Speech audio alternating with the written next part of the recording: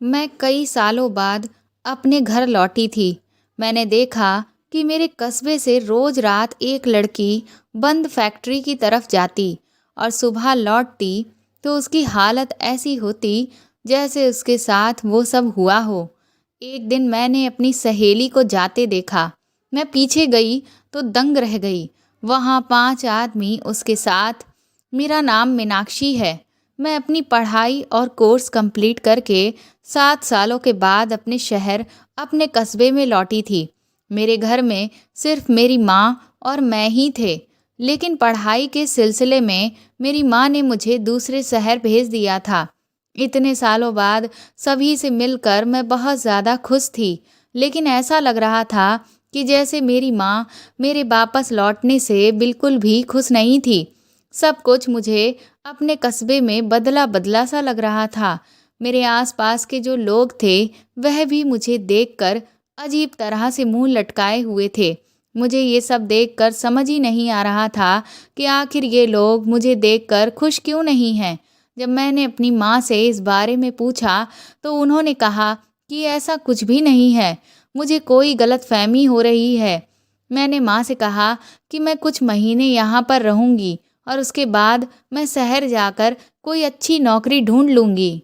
उसके बाद तुम भी मेरे साथ चलकर वहीं पर रहना। माँ ने मुझसे कहा कि तुम इतने महीने यहाँ पर रहकर क्या करोगी? इससे अच्छा है तुम अभी जाकर वहीं पर नौकरी करने लगो। मैंने कहा अभी मेरी डिग्री मेरे हाथ में आई नहीं है।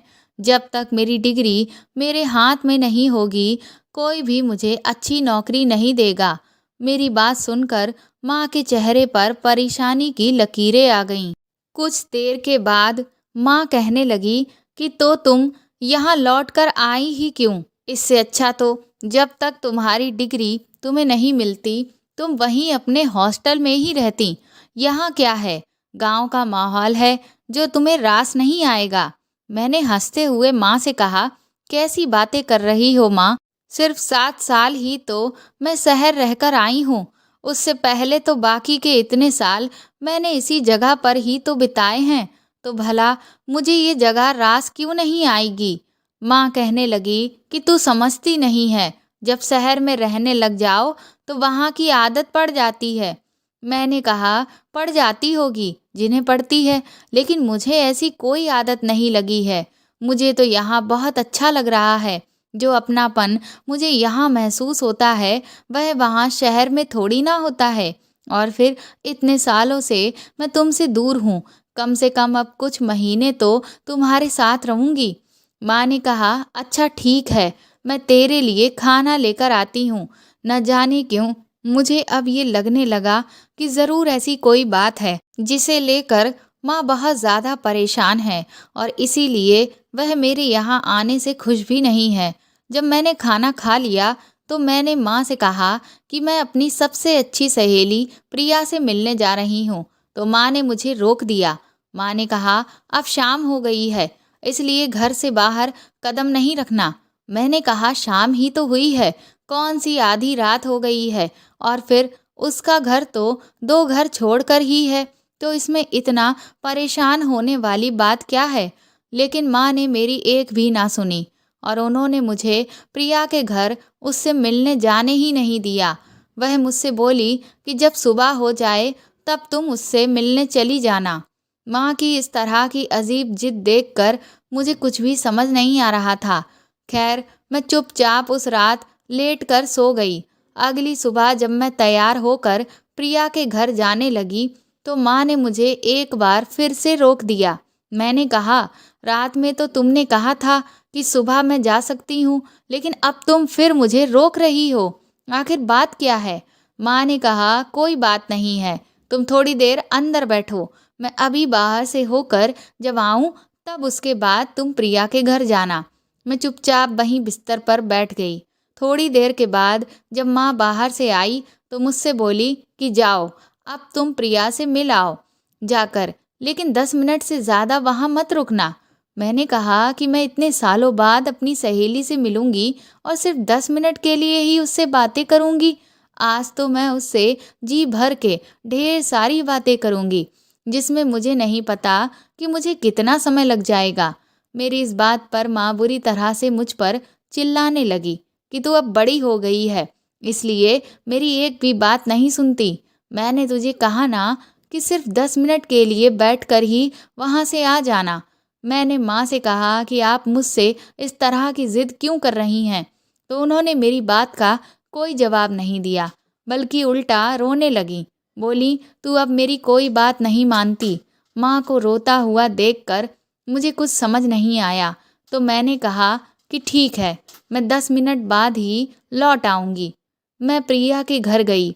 मुझे देखकर प्रिया हैरान रह गई और खुश होकर मेरे गले से लग गई। मैं उसके लिए चूड़ियाँ लेकर गई थी, जिन्हें देखकर वह बहुत खुश हो गई। उसकी छोटी बहन अब काफ़ी बड़ी हो गई थी। मैं वहीं बैठकर उससे बातें करने लगी, लेकिन न जाने क्यों प्रिया मुझे कुछ परेशान सी लग रही थी। मैंने उससे कहा कि मैं तुझे इतने सालों बाद मिली हूँ, पर तू मुझे देखकर खुश नहीं लग रही। आखिर बात क्या है? तो वह मुझसे कहने लगी, मीनाक्षी, तू यहाँ लौटकर आई ही क्यों? तू तो वहाँ आराम से शहर में पढ़ रही थी ना, तो तुझे यहाँ आने की ज़रूरत ही क्या थी? मैंने कहा कि कैसी बातें कर रही हो? मेरी पढ़ाई अब पूरी हो चुकी थी, तो मैंने सोचा कि अब मैं कुछ समय तुम लोगों के साथ बिताऊं। उसके बाद तो मुझे नौकरी के सिलसिले में दोबारा शहर जाना ही पड़ेगा। प्रिया कहने लगी, हाँ तो तुझे अभी भी वहीं रहना चाहिए था। ये सुनकर मैं बुरी तरह से झुंझला उठी।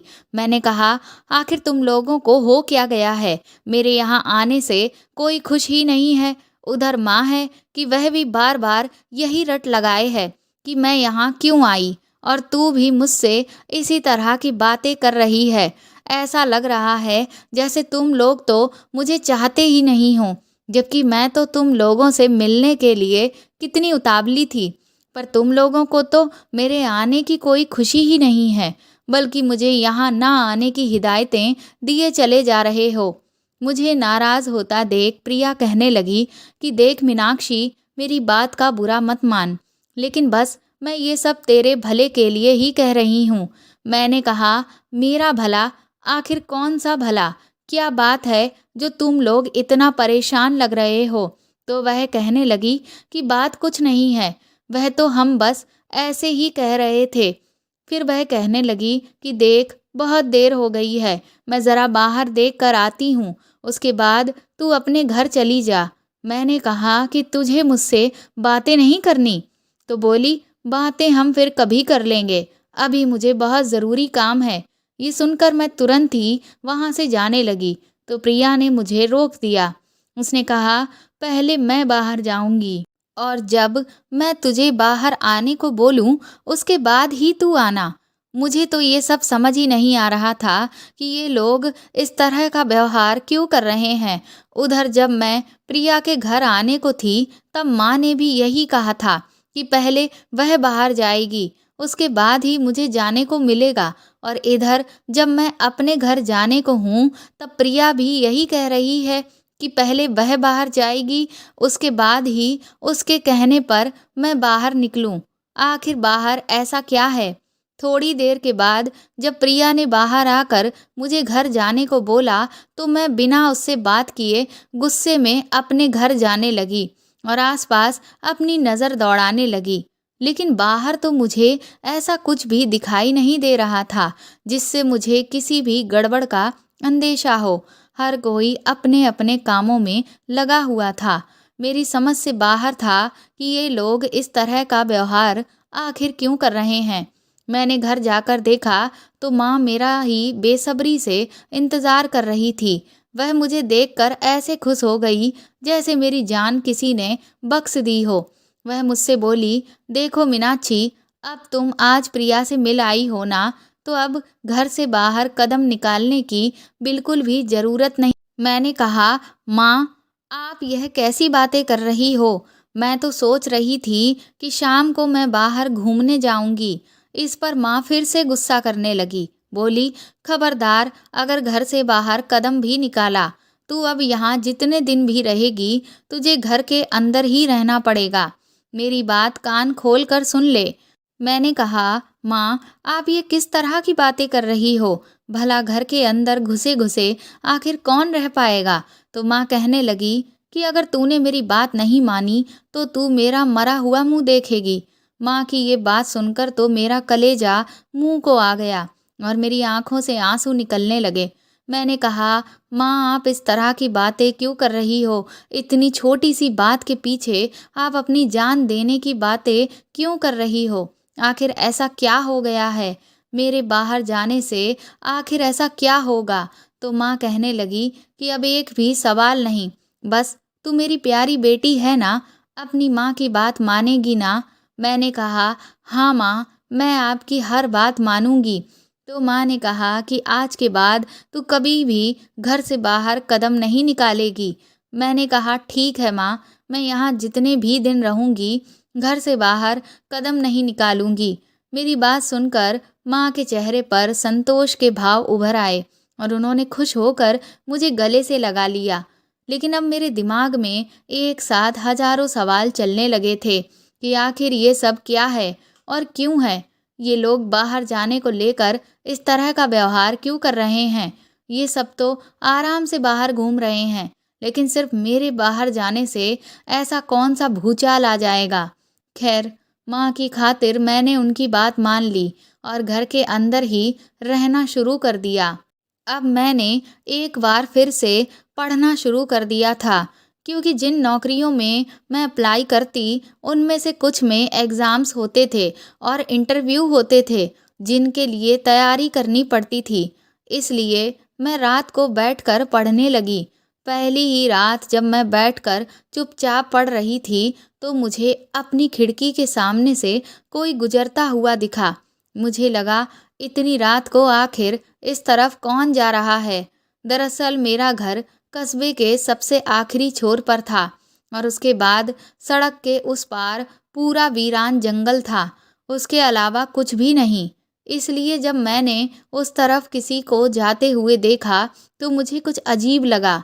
मैंने जब झांक कर देखा तो मुझे कोई लड़की सड़क के उस पार जंगल के अंदर जाते हुए दिखाई दी। मैं सोचने लगी कि आखिर इतनी रात को उस लड़की को जंगल में ऐसा क्या काम आ पड़ा? इसे डर नहीं लग रहा है? खैर, उस दिन मैंने इस बात पर बहुत ज़्यादा ध्यान नहीं दिया। लेकिन फिर जब मैंने देखा कि रोज़ रात को एक लड़की उस जंगल की तरफ जाती थी, तब मुझे ये सब बहुत अजीब लगने लगा।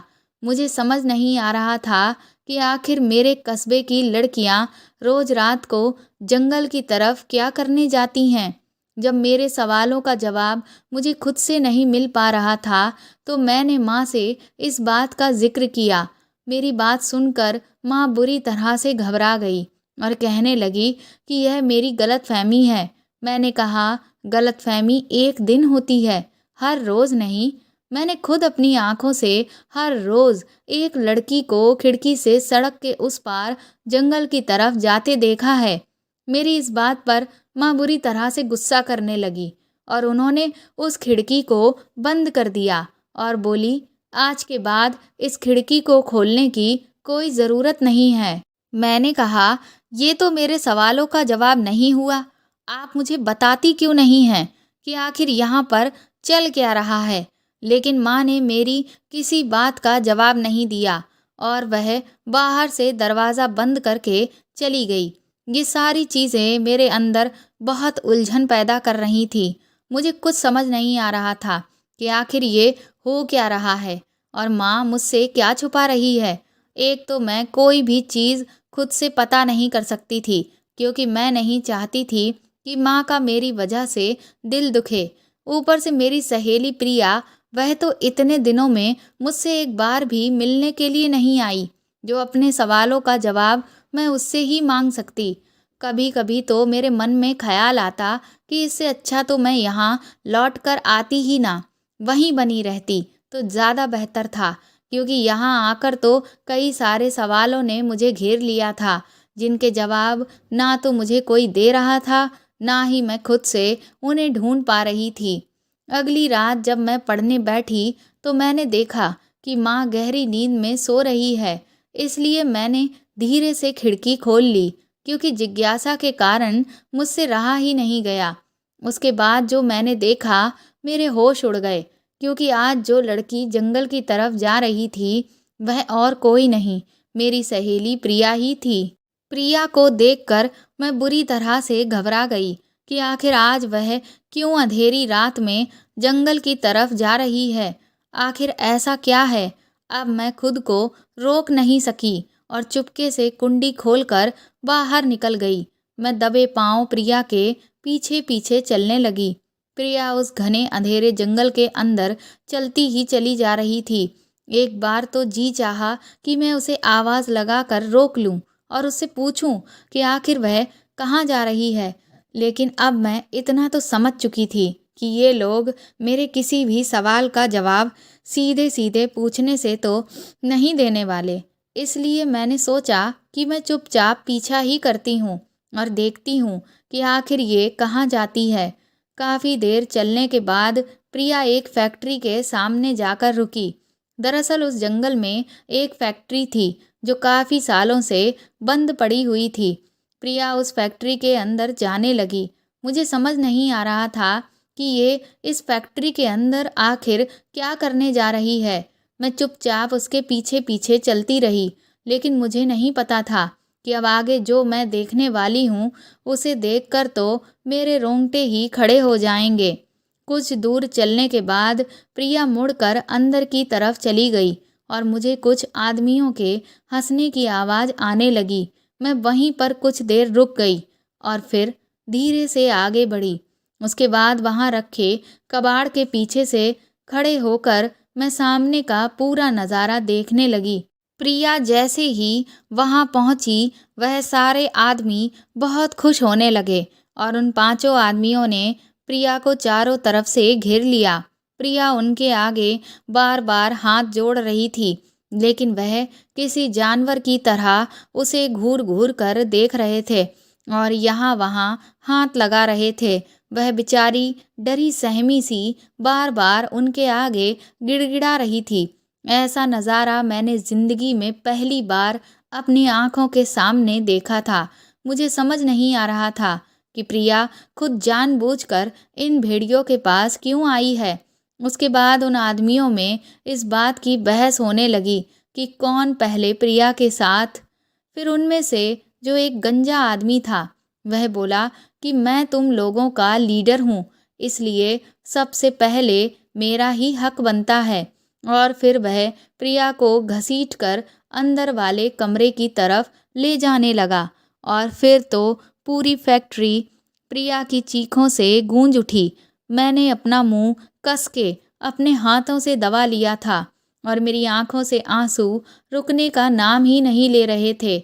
जी तो चाह रहा था कि मैं अपनी सहेली को जाकर बचा लूं, लेकिन उस वक्त मैं इतना ज़्यादा डर गई थी और वह 5 आदमी इतने हट्टे कट्टे थे कि मेरे अंदर हिम्मत ही पैदा नहीं हुई जो मैं उनका मुकाबला करती। उसके बाद उन 5 आदमियों ने बारी बारी से जाकर प्रिया के साथ वह सब किया। मैं रोते हुए भागती हुई वापस अपने घर की तरफ चली आई। जब मैं घर पहुंची तो माँ अभी भी सो रही थी। इस बात का मुझे सुकून मिला कि माँ को ये सब पता नहीं चला, क्योंकि अगर उन्हें पता चल जाता कि इतनी रात को मैं अकेले जंगल की तरफ गई थी तो ना जाने वह क्या कर बैठती। अब मेरे मन में और भी नए सवाल आने लगे थे कि आखिर कस्बे की लड़कियां उस फैक्ट्री में खुद ही उन आदमियों के पास क्यों जाती थीं। आखिर यहाँ पर ऐसा क्या हो रहा है? इन सब की ऐसी क्या मजबूरी है? क्या इसीलिए माँ ने मुझे घर से बाहर निकलने को मना कर रखा है? उस पूरी रात मैं चैन से सो ना पाई। मैं बार बार यही सोच रही थी कि प्रिया का आखिर क्या हाल हुआ होगा। यही सब सोचते सोचते न जाने कब मेरी आंख लग गई। सुबह मेरी आंखें जैसे ही खुली, मेरे दिमाग में सबसे पहला ख्याल प्रिया का ही आया। मैंने कुछ भी नहीं सोचा और तुरंत ही दरवाज़ा खोलकर मैं भागकर प्रिया के घर पहुंची। माँ ने जब मुझे बाहर जाते देखा तो वह भी मुझ पर चिल्लाते हुए मेरे पीछे दौड़ने लगी कि तुम कहाँ जा रही हो? मैंने तुम्हें मना किया था ना बाहर निकलने को, लेकिन मैंने उस वक्त माँ की एक बात ना सुनी और मैं तुरंत ही प्रिया के घर पहुंची।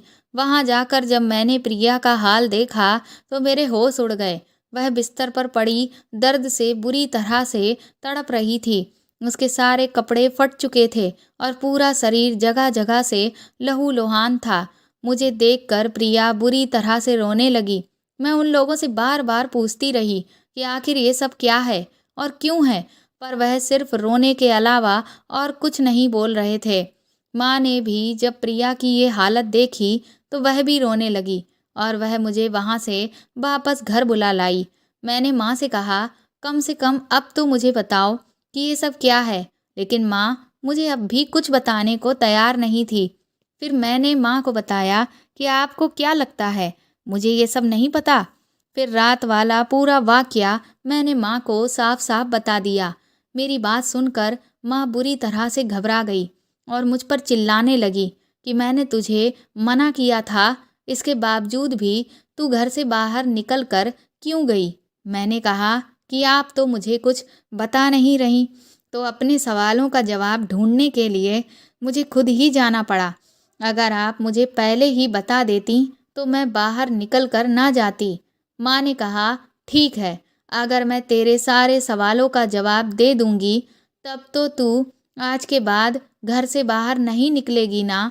मैंने कहा, नहीं निकलूंगी, लेकिन पहले आप मुझे साफ साफ बताइए कि ये सब क्या हो रहा है। उसके बाद माँ ने मुझे जो कुछ बताया वह सुनकर मैं दंग रह गई। मुझे विश्वास नहीं हो रहा था कि आज हमारे देश में जब लोकतंत्र है तब कुछ लोग कानून की इस तरह से धज्जियां उड़ा रहे हैं। माँ ने कहा कि यहाँ का जो नेता है उसने अपने कुछ लोकल गुंडों को यहाँ पर अपने अवैध कामों के लिए रख रखा था, क्योंकि यहाँ उसकी अच्छी खासी धाक जमी हुई है। किसी भी पुलिस वाले में इतनी हिम्मत नहीं है जो उसके खिलाफ जा सके, इसीलिए उसके जितने भी गैर कानूनी धंधे हैं वह सब इसी जगह से चलाते हैं।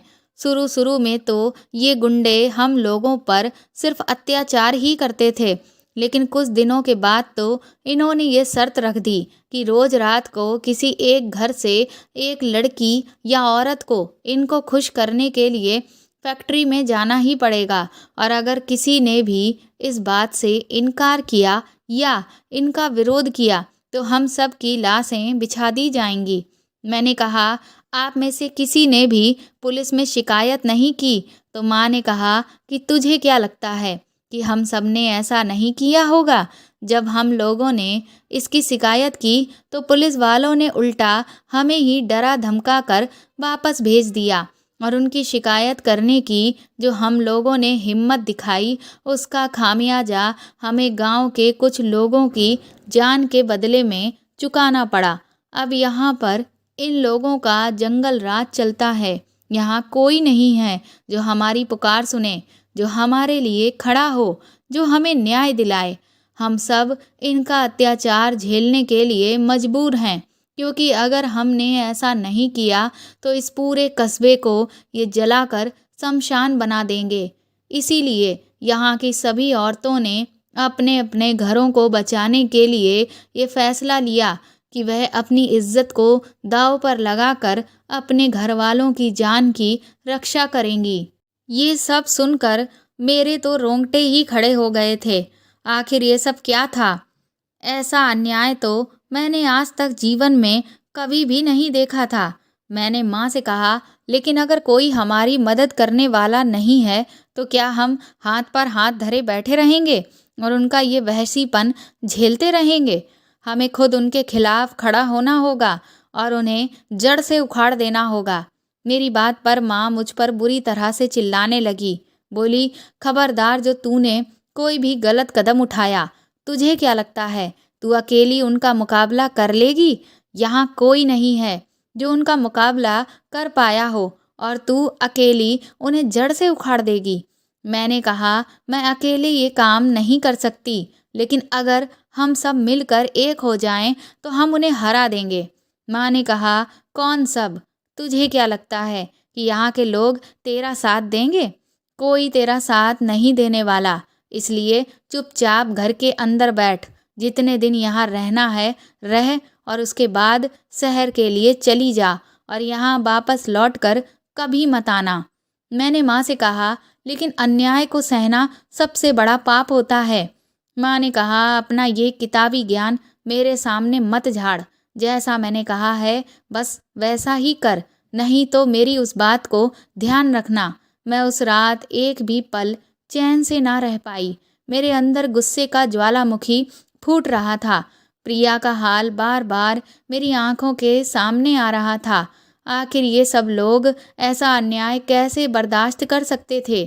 अगली सुबह जब मैं अपनी टेबल को साफ कर रही थी तो मैंने खिड़की से देखा कि एक छोटा सा पिल्ला जिसके पैर में चोट लगी हुई थी वह बेचारा चल भी नहीं पा रहा था। मुझे लगा कि ये सड़क के बीचों बीच में है, अगर कोई गाड़ी निकली तो कहीं वह इसे रौंद ना दे। इसलिए मुझसे रहा नहीं गया और मैं निकलकर घर के बाहर चली गई और उस पिल्ले को एक तरफ सड़क के बगल में रख दिया। लेकिन मैं जैसे ही खड़ी हुई मेरे तो होश ही उड़ गए। मेरे पीछे वही 5 गुंडे खड़े हुए थे जिन्होंने उस रात प्रिया के साथ, वह मुझे देखकर बहुत ही घिनौनी तरीके से अपने दांत निकाल रहे थे और मेरी तरफ देखते हुए बोले, ये तो हमें नया माल लग रहा है जिसके बारे में हमें तो पता ही नहीं था। आज तो मज़ा ही आ जाएगा। मैंने उन्हें चेतावनी दी कि अगर मेरी तरफ आगे बढ़े तो अच्छा नहीं होगा, लेकिन वह मुझसे नहीं डरे। वह मेरी तरफ आगे बढ़ने लगे।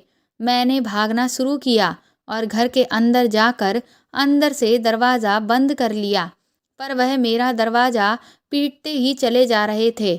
मुझे कुछ भी समझ नहीं आ रहा था कि आखिर मैं क्या करूं। बाहर से बहुत ही वाहियात बातें करते जा रहे थे, जिसे सुनकर मेरे अंदर डर और ज़्यादा बढ़ता चला जा रहा था। लेकिन फिर मुझे यही लगा कि अगर आज मैं भी इनसे डर गई तो कस्बे के लोगों में और मुझ में कोई फ़र्क नहीं रहेगा। इन लोगों की हिम्मत आज इसीलिए इतनी बढ़ चुकी है क्योंकि यहाँ के लोगों ने कभी भी इनका मुकाबला नहीं किया। कुछ ही देर में वह लोग दरवाज़ा तोड़कर घर के अंदर आ गए और मुझे आवाज़ें दे देकर यहाँ वहाँ ढूंढने लगे। लेकिन मैंने भी अब ठान लिया था कि मैं इन्हें आज सबक सिखाकर ही रहूँगी। जैसे ही उन्होंने मुझे अपने सामने खड़ा देखा, वह मेरी तरफ किसी भूखे भेड़िए की तरह दौड़े।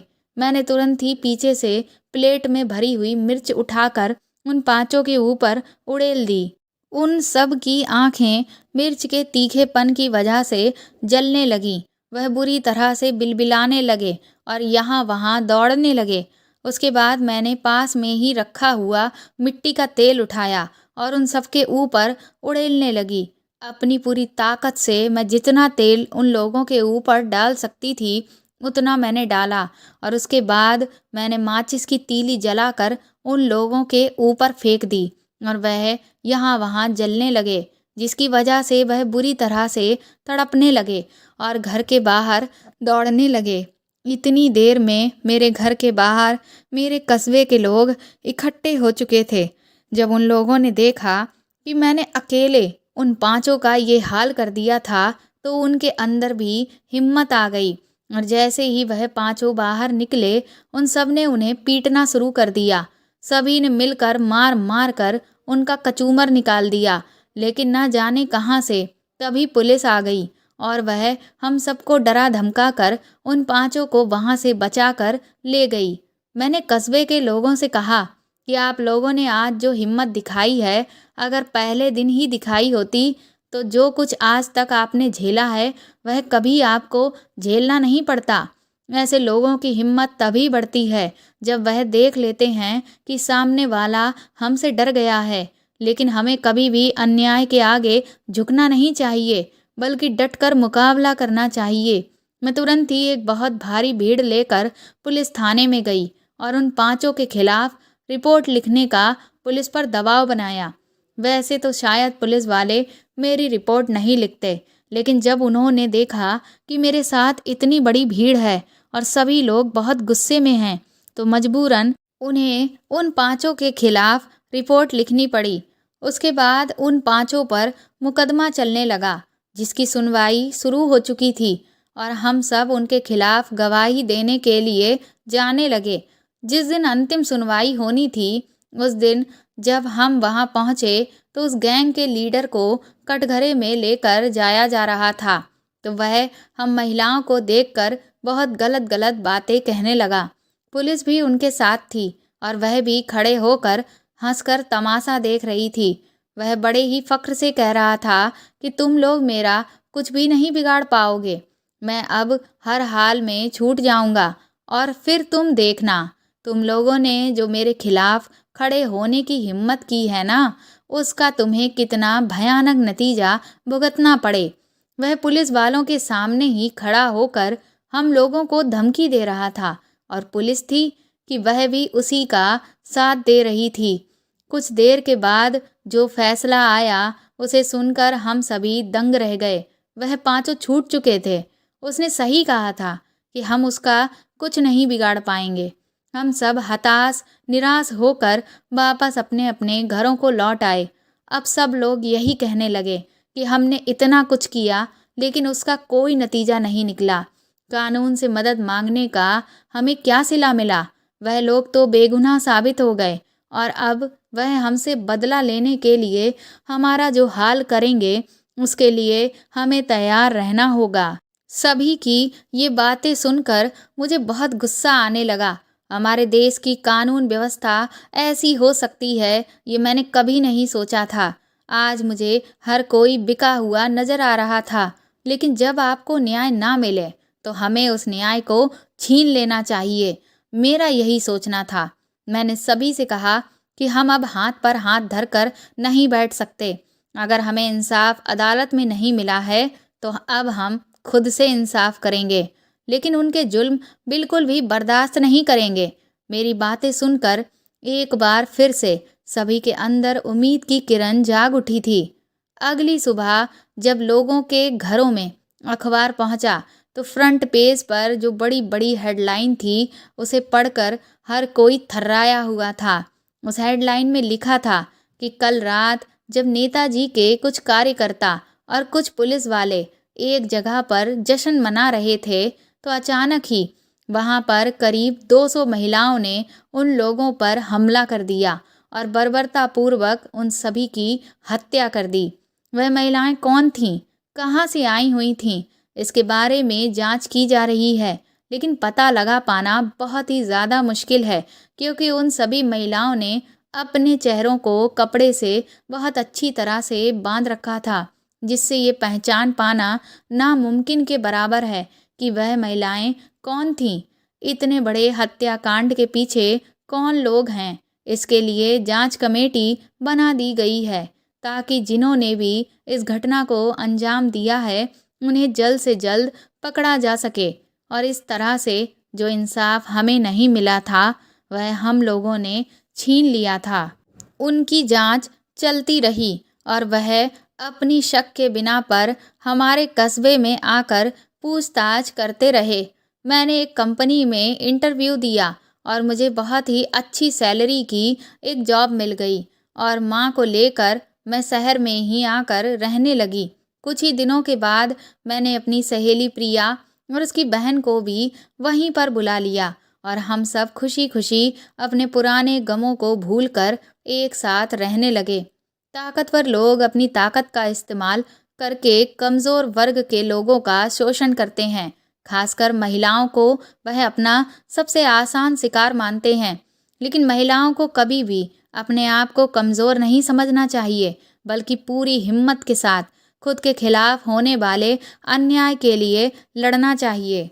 तो दोस्तों, आपको मेरे द्वारा लिखी गई ये कहानी कैसी लगी प्लीज़ कमेंट करके ज़रूर बताएं और मेरे चैनल को सपोर्ट करें। इस कहानी को ज़्यादा से ज़्यादा शेयर और लाइक करें और मेरी चैनल की और भी कहानियों को पढ़ें। साथ ही अगर आप चाहें तो मुझे सुपर थैंक्स भी दे सकते हैं। और अगर आप मेरे चैनल पर नए हैं तो सब्सक्राइब करके बेल आइकन ज़रूर दबा दें ताकि आगे भी मैं आपको ऐसी ही अच्छी कहानियाँ लिख कर सुनाती रहूँ।